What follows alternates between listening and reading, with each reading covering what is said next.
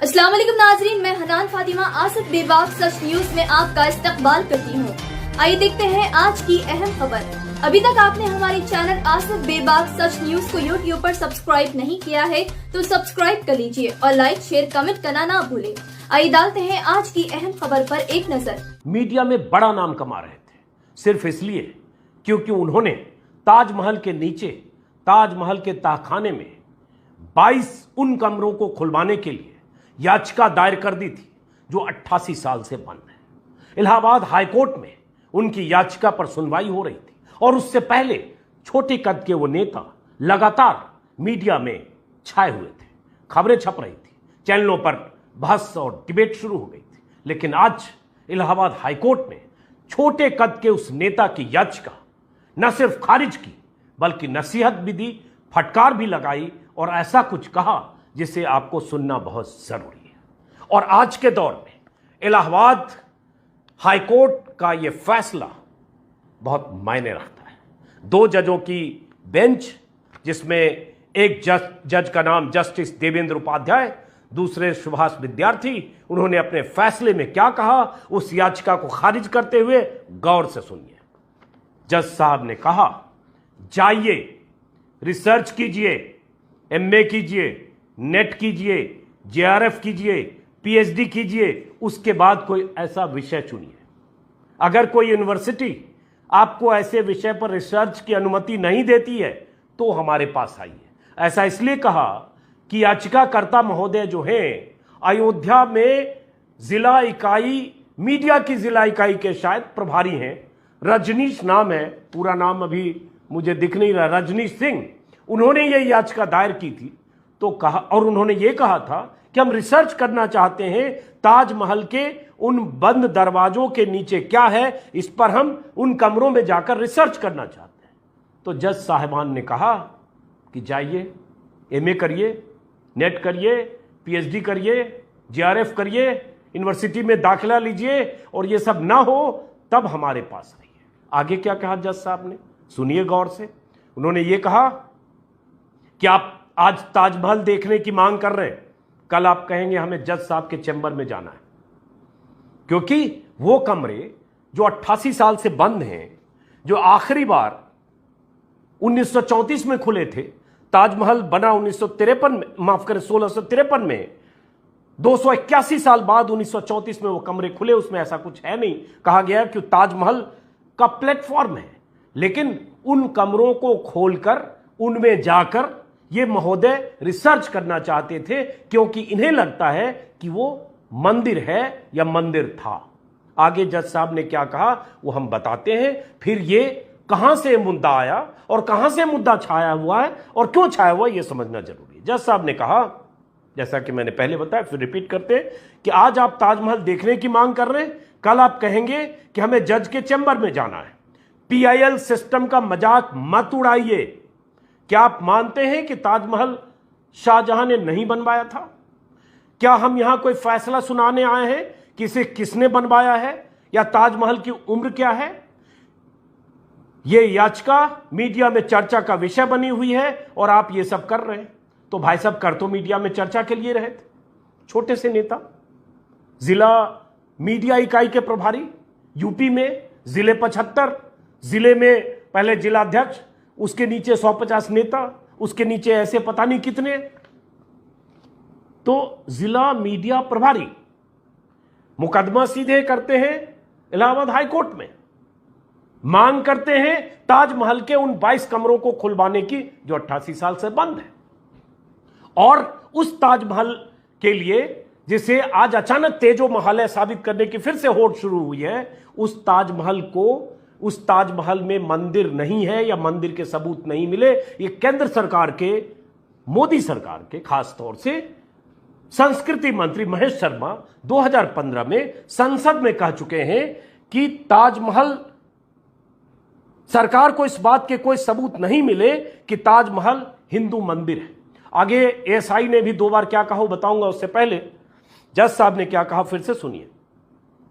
याचिका खारिज करते हुए, ये जो जज साहब की टिप्पणी है लंच के पहले, उसके बाद लंच ब्रेक हुआ, लंच के बाद फिर जज साहब बैठे और जज साहब ने कहा the prayers can not be educated by this court. इसका मतलब होता है याचिका पर इस अदालत द्वारा फैसला नहीं किया जा सकता।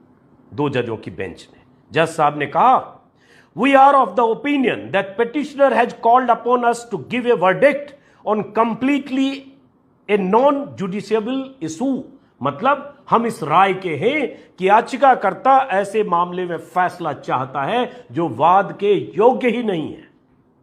इतनी बड़ी बात जज साहब ने कह दी। कितने तमाचे हैं गिन लीजिए। हर सेंटेंस उस याचिकाकर्ता पर तमाचा है और उस फितरत पर तमाचा है जो फितरत फिर से सर उठा रही है, जो फितरत ज्ञानवापी से लेकर मथुरा से लेकर कुतुब मीनार के पास विष्णु स्तंभ तलाशने के लिए हनुमान चालीसा पढ़ने चली गई। देश में जो एक माहौल बन गया है, उस फितरत के खिलाफ जज साहब का यह फैसला है। जज साहब ने कहा,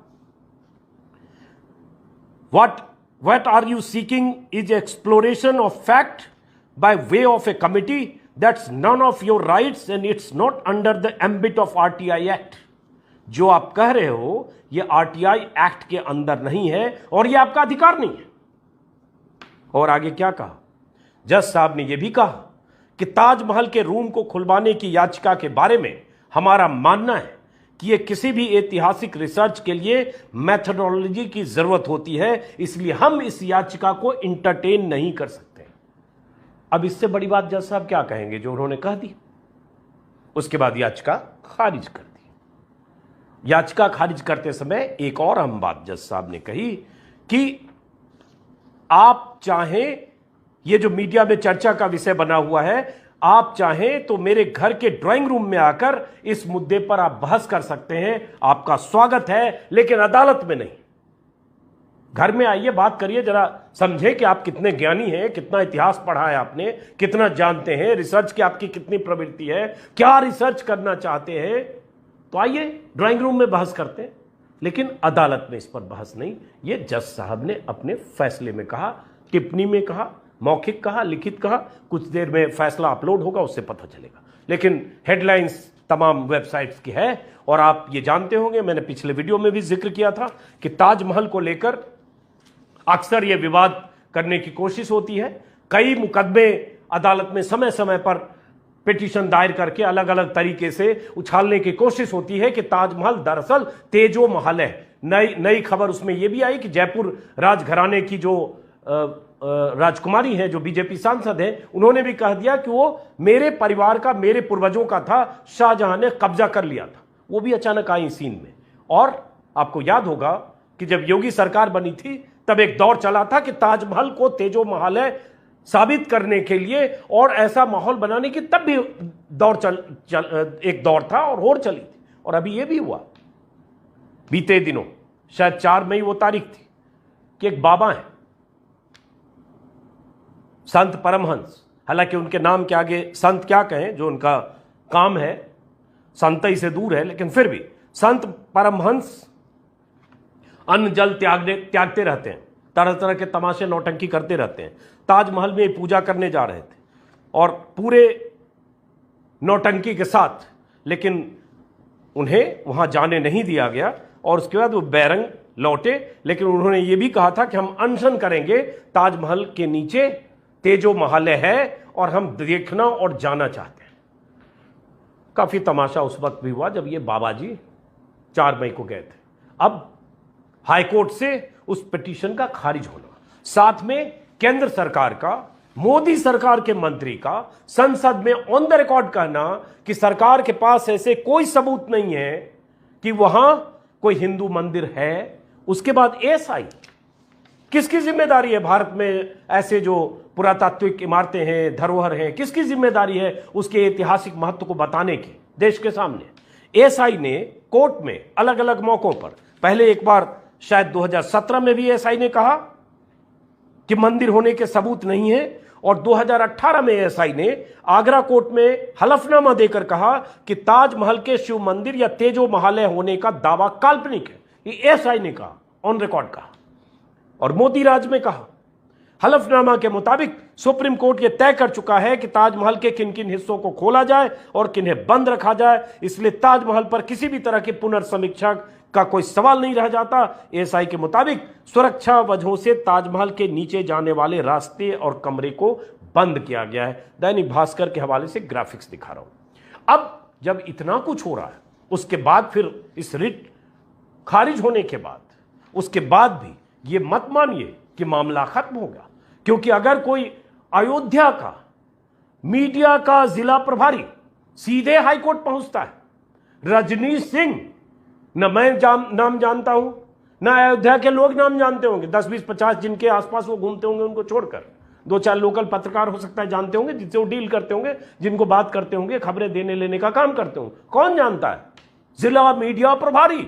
मुद्दा ताजमहल के उन तहखानों को खुलवाने का, उन बंद कमरों को जो 88 साल से, और सिर्फ इसलिए को रिसर्च करना चाहते हैं क्योंकि उन्हें लगता है वहां मंदिर है। देश को क्या चाहिए?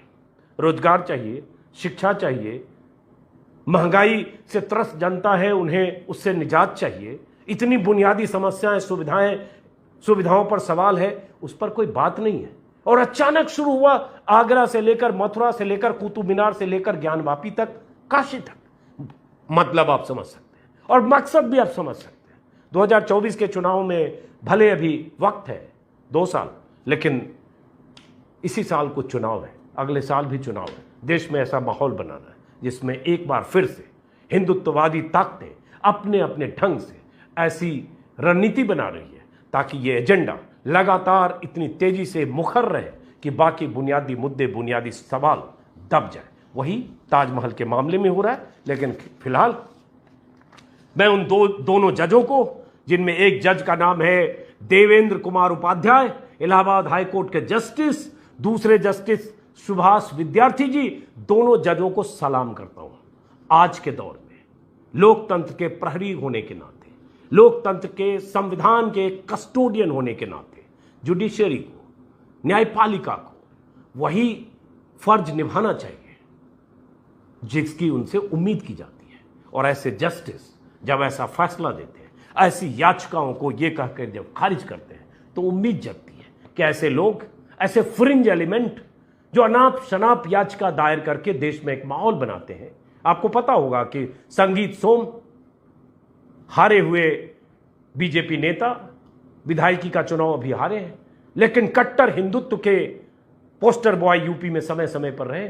संगीत सोम का एक बयान आया था 3 दिन पहले कि 1992 में हमने बाबरी लिया और 2022 में ज्ञानवापी लेंगे। समझ सकते हैं इसका मतलब और मकसद क्या है।